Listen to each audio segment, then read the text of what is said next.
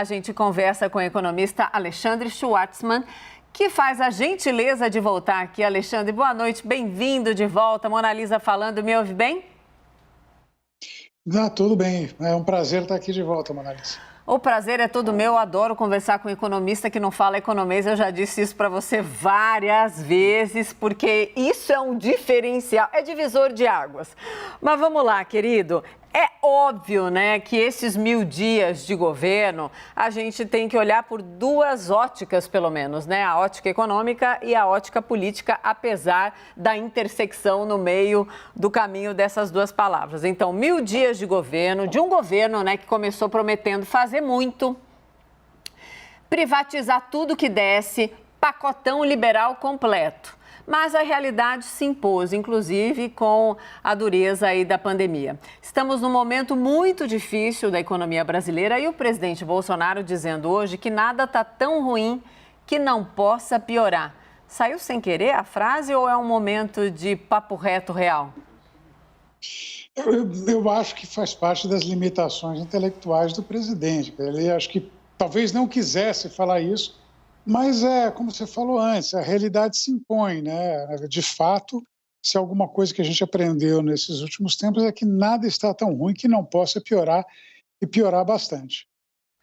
Meu Deus do céu, não me fala isso que me dá um aperto no coração, dá um aperto. A gente tem que ouvir palavras, claro, palavras reais, né? Mas palavras de esperança ou, sei lá, dizendo a gente vai achar um caminho, todo mundo junto. Mas sim, tá difícil e a gente precisa da ajuda, então, de pessoas como você. Eu preciso chamar o Caio Junqueira para entrar no papo também. Caio, por favor, chega na conversa, vamos lá. Alexandre, boa noite.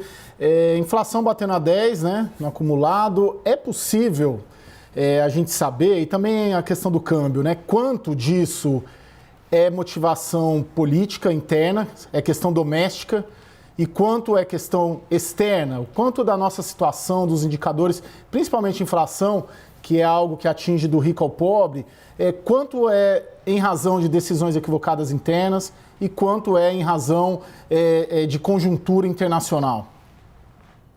Olha, eu acho que a maior parte, Caio, é devido a desenvolvimentos políticos domésticos. É verdade que a gente teve um aumento forte de preços de commodities lá fora, em dólar, mas normalmente, né, o que a gente veria quando os preços de commodities sobem, o real teria valor a ganhar com relação ao dólar. O dólar teria que ficar mais barato.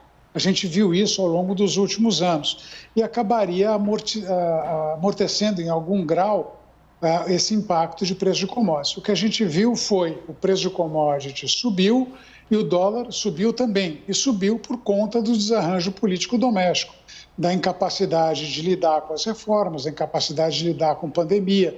Mais recentemente, esse assunto dos precatórios que vocês estavam tratando antes, que na verdade é percebido corretamente, aliás, como um calote.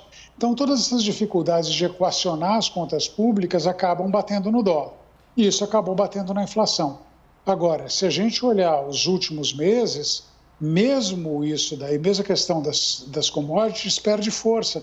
A gente começa a ver movimentos essencialmente domésticos, como aumento no preço dos serviços, né, a inflação se espalhando para os outros setores da economia, não é mais uma história de commodities ou gasolina ou energia. Então, eu acho que o problema está aqui dentro principalmente. É uma questão interna que precisa de solução interna urgente, mas solução essa que não virá rapidamente, né? Porque já está tudo colocado para pagar essa conta também no ano que vem, que é o que eu já ouvi de vários especialistas, vários economistas. Alexandre, continua aqui com a gente, porque sim, agora eu chamo também a Renata Agostini, daqui a pouquinho tem o Fernando Nakagawa também para participar do papo. O Naka está se posicionando. Vamos lá, Renata? Alexandre, boa noite.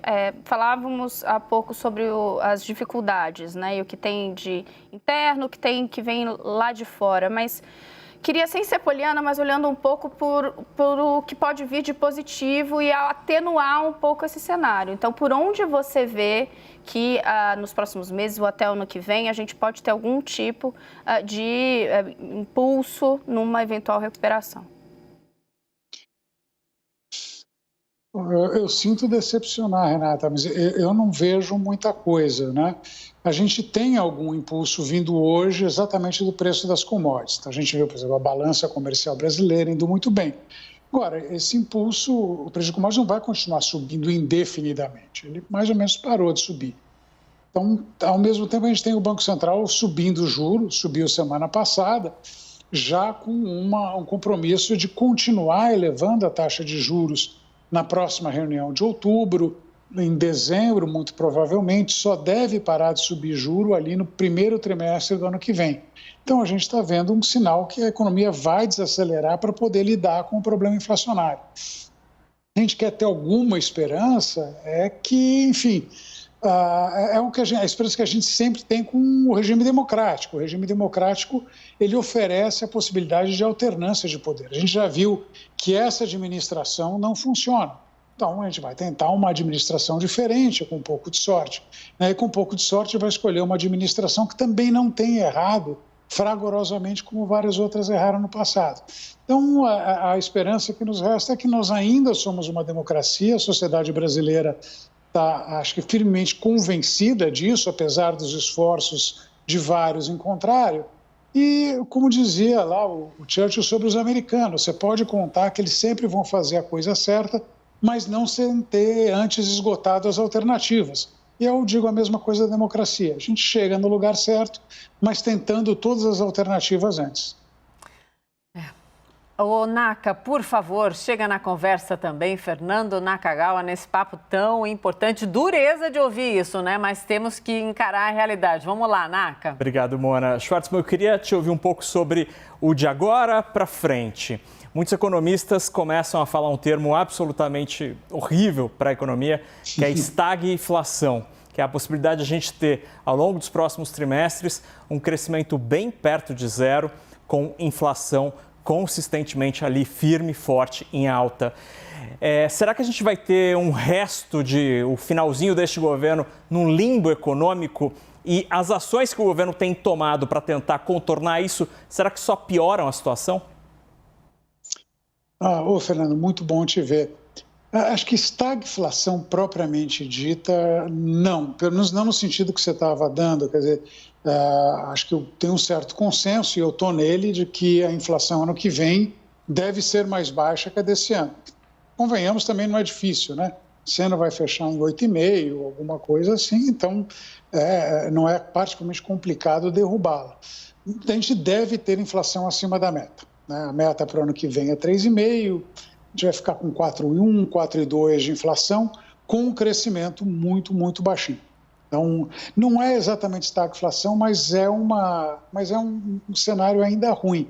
Quer dizer, comparado com esse ano, que a gente vai ter um crescimento de 5,5%, etc., um pouco menos do que isso, mas muito por conta da base de comparação muito reduzida do ano passado, ano que vem o consenso é 1,5%. Eu estou um pouco mais pessimista, estou mais perto de 1%. Tem gente mais pessimista achando que é bem menos do que 1%.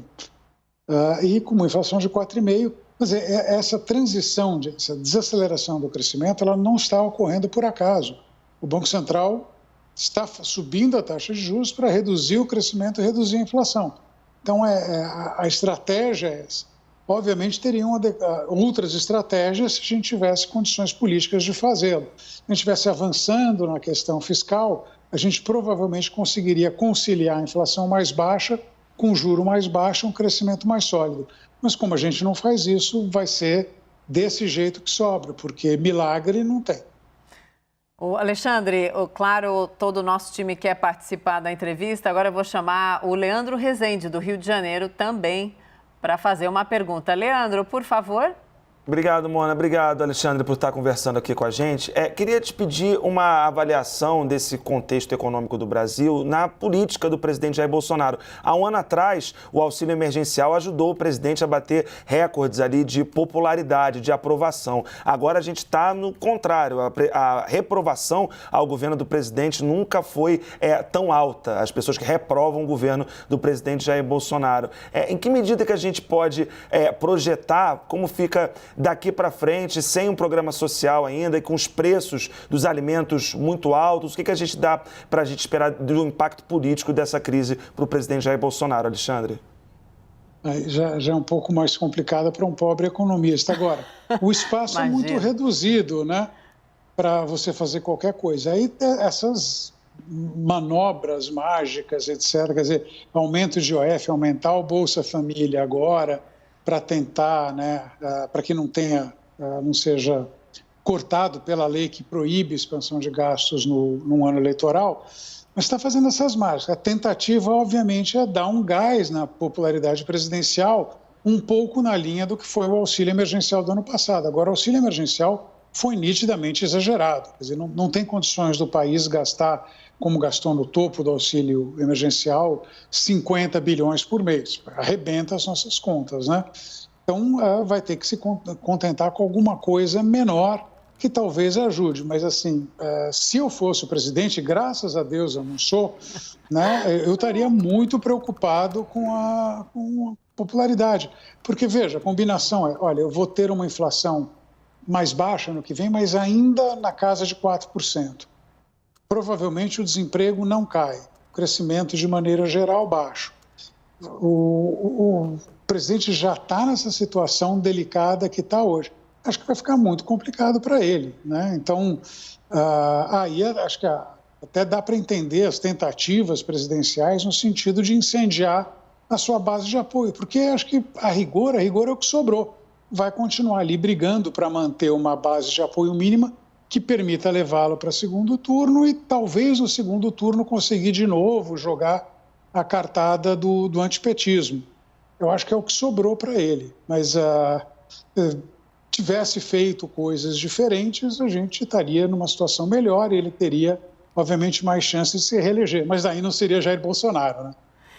Pois é, Alexandre, mas incendiar a base, né? A gente tem mostrado aqui no noticiário frequentemente, entrevistando tantas cabeças brilhantes. Incendiar a base não adianta muito, né? Porque essa base também vai ser chamuscada ou queimada pela pressão inflacionária e por todo o efeito dominó, né? De tudo isso que você tem explicado para a gente. Num momento, a tal base também, se não sentiu, vai sentir. E quando a gente está colocando as dificuldades, os desafios do governo, a gente acabou de botar aqui um dos momentos, uma das declarações do ministro Paulo Guedes hoje, exatamente sobre o Auxílio Brasil, né, que seria então o novo Bolsa Família turbinado.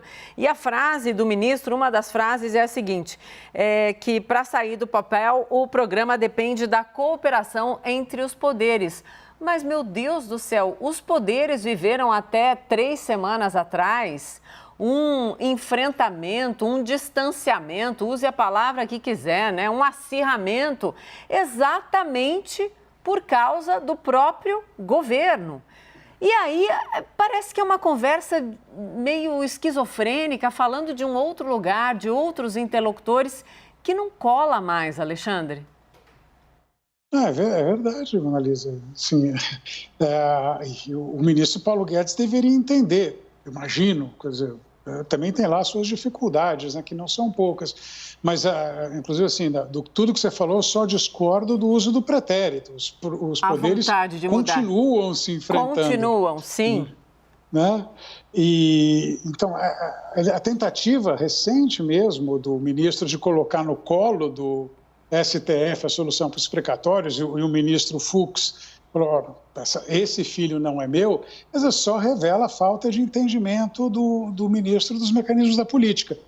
O que não é surpreendente, porque tudo que ele falou antes da eleição, e ele continua falando até agora, revela também desconhecimento dos caminhos da economia. Por que ele entenderia de política ou da harmonia entre poderes? Né? É tudo muito limitado. Vamos lembrar, é o mesmo ministro que falava, não, acabo com o déficit público em 1 ano. Eu vou gerar 1 trilhão de privatização, vou vender 1 trilhão, é sempre trilhão. Agora ele estava hoje falando que o problema é que os economistas não entendem de equilíbrio geral. Como se esse sujeito fosse, assim, uma sumidade no campo de equações simultâneas. Então, parece esquizofrênico? Vou falar, não só parece, isso é esquizofrenia pura.